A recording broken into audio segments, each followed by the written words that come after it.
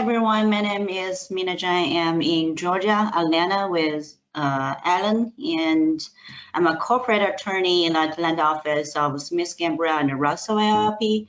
Our firm also have offices in LA, New York, Texas, and some other states as well. We handle mostly corporate matters, but also we are a full service firm handling IP and other type of transactions, including litigations as well. So today, following Alan, I will comment on the landlord side reaction plan. For example, how do you respond when you receive a request from the tenant asking for a rent reduction? And also following that, I'll touch base a little bit more on force majeure clause and other non-performance excuses in a commercial transaction scenario.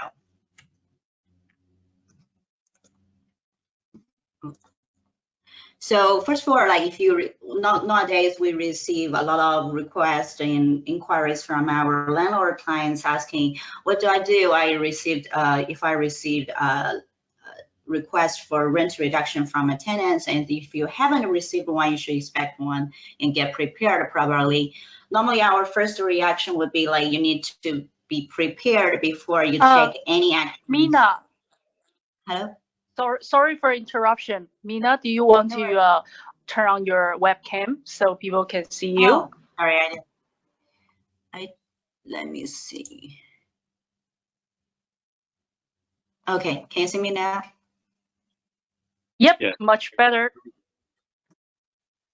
Okay, sorry, it's new to this app.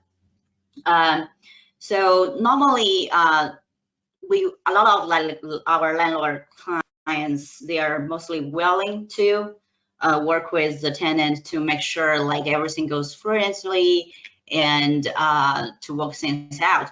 However, we normally would suggest the landlord to think about and review everything properly before taking any actions to make sure, first of all, your own rights is protected, and second, you don't give up anything that you wasn't prepared for. So first of all, we would suggest you to gather and review all the documents you have, including the lease, including any like loan documents. Provisions, normally, like if you are using a state stamped form for the commercial lease, or it's a customized one, normally it would be like 20 to 40 pages long. There are a lot of like provisions probably hiding there without your attention ever from the first day. The provisions you should be looking for your benefits are such as, first, do you have a provision requiring the rent need to be paid without deduction or setting off? Second, a provision giving you the right to shut down the business during an emergency without giving any rent abatement, or maybe a force majeure clause, and also provision. Some leases have provisions that stating that a tenant's obligation to pay rent is independent from the landlord's obligation to keep the building operating. So those are the kind of provisions you can look for before you to respond to your tenant. And second, if you have a mortgage or any types of loan for your property, you need to review those documents before taking actions as well. For example, like a lot of the mortgage loan documents contain a separate paperwork calling assignment of rent, which meaning that in the event of your default, the lender will have certain rights to the rents as well. In those kind of scenarios, normally it would the lender would require either notice in writing to the lender before you're giving any rights to your rents, or it may require the lender's prior consent before you can amend your lease. And in addition, just like Alan mentioned, priorly. You should also check your local governmental orders relating to the rent relief, eviction, and all sorts of like orders. Normally, like the state, city, and county, and other local authorities would have recent orders on those things as well. Another thing that to note is to check if you have any like co-tenants conditions in your lease. Normally, those days the government have been like shutting down the movie theaters, gyms, health clubs, sport, and also some other business are voluntarily either like shutting down the operation or reducing their hours. If you're an owner of a retailer mall, you may need to check what kind of rights the tenant's rights are under the co-tenants provisions. For example, if the operating percentage is reduced to a certain rate, you may the lease itself might provide guidance on like what kind of rent abatement you should give to your tenants. And also importantly, you need to understand better on the effects of a force majeure clause.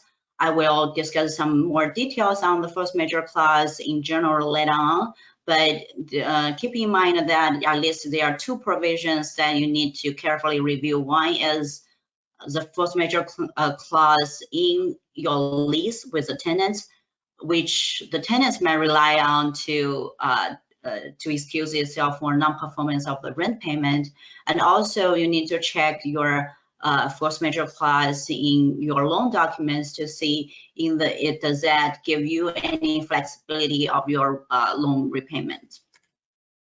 And after if you have already carefully reviewed everything, and before taking any actions, you should think about, first of all, if the tenants just don't pay, if you don't agree to anything voluntarily, what can you do if the tenant don't pay?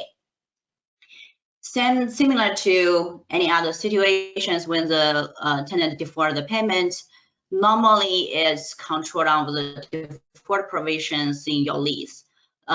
It's common that the landlord would be entitled to first termination of the lease, and second, probably some monetary damages that you can seek against the tenant.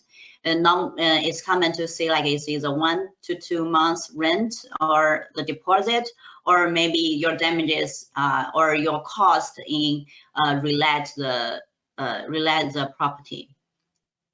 And then you can think about like if the tenant doesn't pay the rent on time, do you want to stick with this tenant, or what are the options you can have? Keep in mind that during these uncertain times, a landlord may need to be more mindful that it may not be easy to relate unoccupied space. The pandemic right now could be relatively short-lived, or it may continue for months. In any event, a landlord normally may not wish to change the tenant during this time period, especially someone with a long-term lease or like important one hard to replace.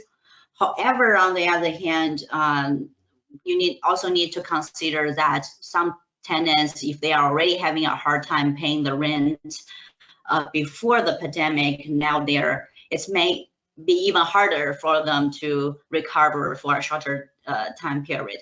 Even though it may not be easy to find a replacement during the pandemic, it may worth some consideration to not stick with a problematic tenant in the first place.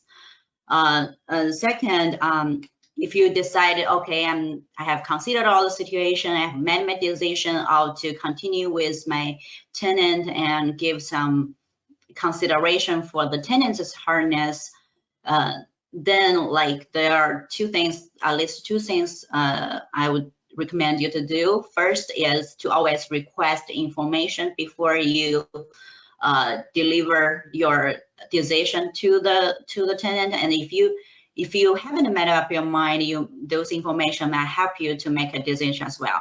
example, since listed on the point, it would be including financial statements, some projection of the tenants' financials for the next few months, or maybe their business plan for the next quarter.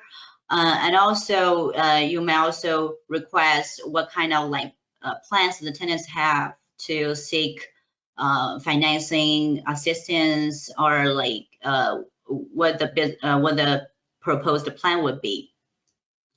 After that, it would be suggested that to make sure every changes are documented properly. For example, it's also important that if the tenants didn't survive this pandemic and want to file bankruptcy later on, during their insolvency procedures, your documentation might be important to whether you can get paid at least something in the end. So if you made up your mind of doing everything, if you can, from the landlord's perspective, you may want to choose a deferral, not a overall reduction or abatement for rent for a defined time period. For example, you can agree to the tenant saying okay, I will charge certain amount of rent later on after you recovered, instead of saying I'll cut this month's rent without a condition. And there is also important to mind that make sure you're agreeing to only certain time periods. For example, it's 2 months, it's 3 months, and you can always renegotiate when the time expires. However, be careful not to agree to something like I'll reduce your rent for 20% until the economic recovers, or until the coronavirus emergency ended. Those will lead to disputes in the future, or undefined terms is not always not in your benefit. And also, one thing you can consider to including the lease amendment is to request any deferral rent, and also some landlord costs such as your attorney's fees be repaid by the tenants in the future if in any events that you have to enforce it in the court. So you can either state it as a lump sum payment, or maybe have the deferred rent to bond up over the balance of the terms. Considering request the tenants to sign a promissory note for the deferred rent. Overall, you can use this. Also, you can use this opportunity if your tenant is requesting for rent deferral abandonment. Consider it as an opportunity to renegotiate the lease terms with your tenants. If you are giving up money, if you're giving up your right of the rent payment, maybe consider to revise the lease to be a more landlord friendly one, or maybe give you some benefit on the extension of the term, or early termination flexibility to enable you to do something in the future. And next, I'll move on the deal with other kind of commercial transactions and disputes under the coronavirus situation. So this pandemic is not only impacting the landlord-tenant relationship, it's also basically impacting every industry and every business. So in the context of commercial contracts, because there are a lot of government or authorities have imposed a lot of various emergency measures, including travel restrictions, ban on public gatherings, and stay-at-home orders. And also there are many businesses having taken independent steps to limit the spread of the virus, such as canceling events, closing facilities, and requiring employees to work from home. In those scenarios, all the contractual obligations have or like will become more difficult, costly, or even impossible to perform. So we received recently we received a lot of inquiries on the question of if a party could be excused for the non-performance of the contract. For example, as I listed on the slides, a manufacturer may not be able to perform certain supply agreements you signed before. The event or venue owners may not be able to still have the events. And even in our like MA scenarios, some targeted company won't be able to close the deal because of all of those ongoing situations. So due to the impact, if you're no longer able to, or it's becoming extremely hard to perform the contractual obligations, what kind of defense or excuses might have? When we get similar this kind of question, the answer normally would be like the answer the client doesn't want to get is like it always depends. It depends on the terms of the contract. It depends on particular facts surrounding the non-performance, and also variously depends on the law of the jurisdiction. There's some contract law are normally governed by state law, and every jurisdiction has been like have different regulations on how the contracts are being drafted, whether it has to be in writing, and also like how the terms would be interpreted. In general, the potential defenses are three main kinds. One is a force majeure clause, or similarly a material adverse change provision in the MA scenario, which we normally call like act of God, or this kind of situation. And the second on the third one are the frustration of purpose or impossibility, or in some states called impracticability defense. And in addition, if it's a sales of goods contracts, it may be covered by the UCC, which has been adopted in all 50 states. Or if it's an international trade situation, it may be governed by the CISG, which we'll touch base later. So first of all, about a force majeure clause. What is it? It's a French word, and people don't use it in their daily life. In some international jurisdictions, and particularly the ones that follow the civil code system, normally a force majeure clause, the concept is codified. However, in the States, a force majeure clause is generally speaking not codified, and it does not have a universal meaning. Rather, what contains in a force majeure clause depends on the term of the contract. It's only available if the contract contains a force majeure provision. Normally, it will be in the end of the contract. Normally, it will contain certain provisions. It will have a list of the events.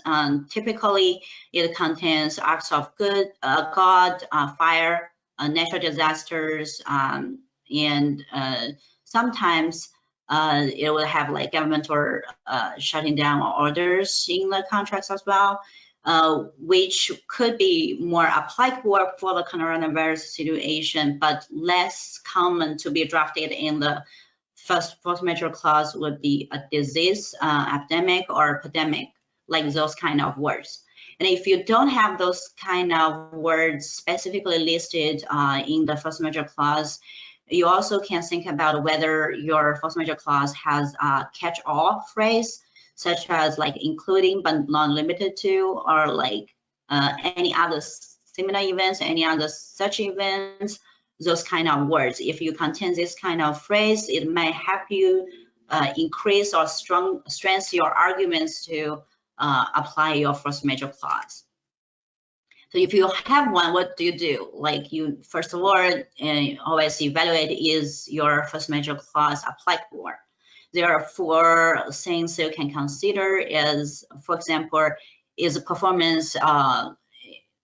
performance under the contract actually impossible, or is just like being difficult?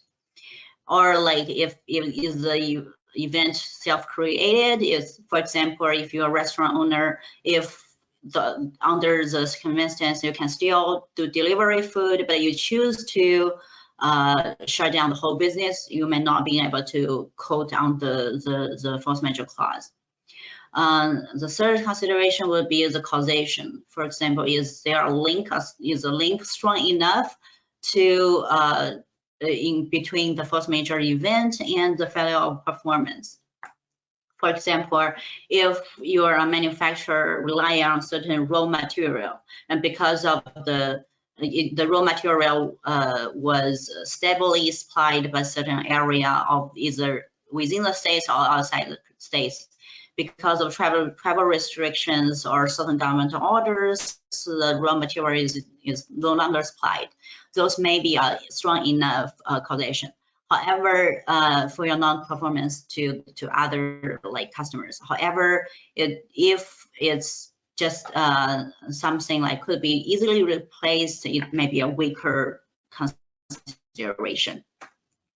And then you also need to evaluate to see that is the performance is actually suspended. If you still being able to continue your performance, you may not be able to quote on that. And after reviewing of your force majeure clause, you can use the force majeure clause to not only to enforce it, but also consider the notice and the negotiation around those scenarios.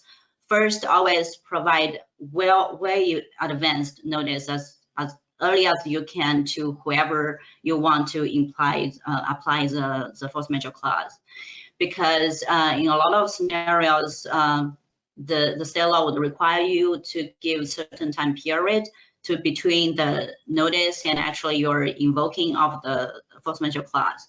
So provide notice to all your contractual parties, the other parties, as early as you can. And second, try to negotiate with the other party before you try to enforce it. For example, if you using a commercial lease scenario, if you want to negotiate with your lender, provide notice to your lender saying, stating all the situations you have, like why the coronavirus situation is affecting your business, how your tenant has been affected, what kind of requests have you already gotten, and all, then like to try to negotiate for a delay of your payment, or maybe like forgiveness or your late fee. And then if you do want to enforce your force majeure clause, then the situation would be like go to the court. But keep in mind that enforcing a contract during the scenario would be like even harder than before, because the limited resources of the court and some court houses has been shutting down in a lot of states.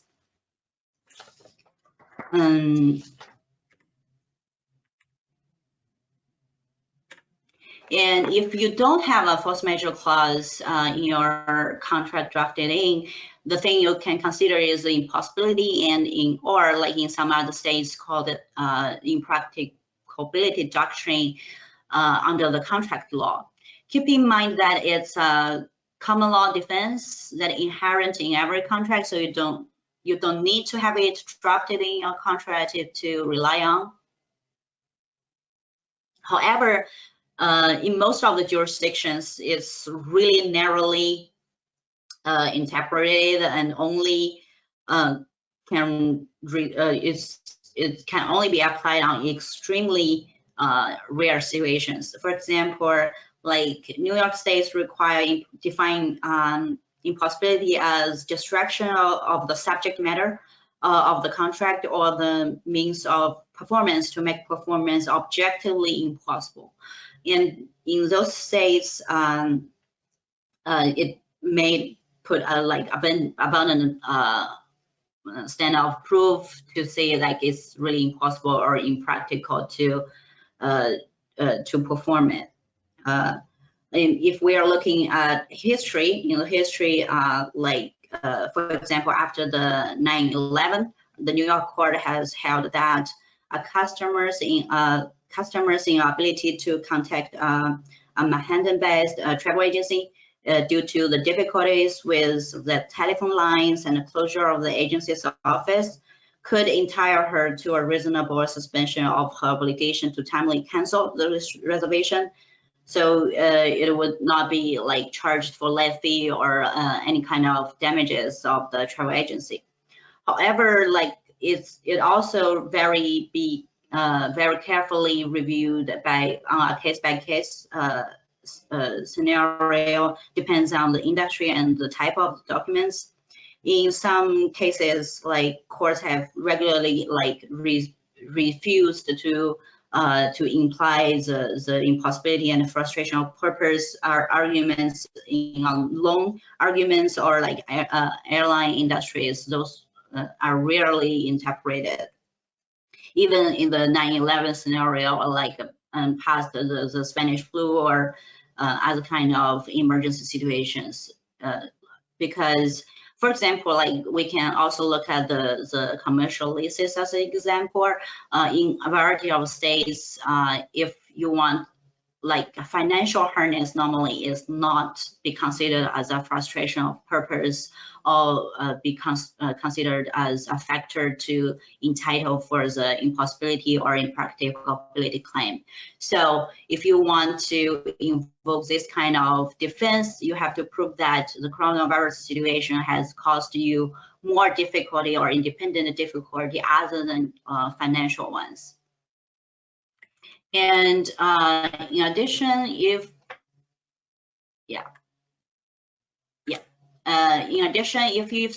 you're having a contract for sales of goods, you may be able to rely on UCC provisions. It has been adopted by all 50 states. If your own contract, or if you don't have a contract in writing at all, like you may fall into the default provisions under the UCC, which provide certain practical occurrence for some situations that can excuse you. So the UCC apply to many types of commercial contracts, including sales of goods, leasing of goods, and also use of negotiable instrument, banking transactions, letters of credits, documents of title for goods, or like security transactions. However, there are certain types of document contracts that are like intentionally excluded from the UCC.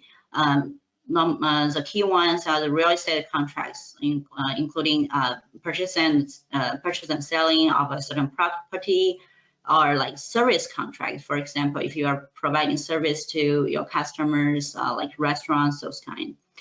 If you're and also employment contracts are intentionally excluded. And if you want to invoke the UCC protection on the under the scenario, you need to provide sufficient notice to the buyer. And similarly, as the UCC, if your contract is for like international sales of goods between you and the other party located in a different country, you may be able to invoke Article 79 to excuse yourself for non-performance. It also has notice obligations, and also if you're international doing international trades, you can check other treaties may be applicable as well. Here's what I have today.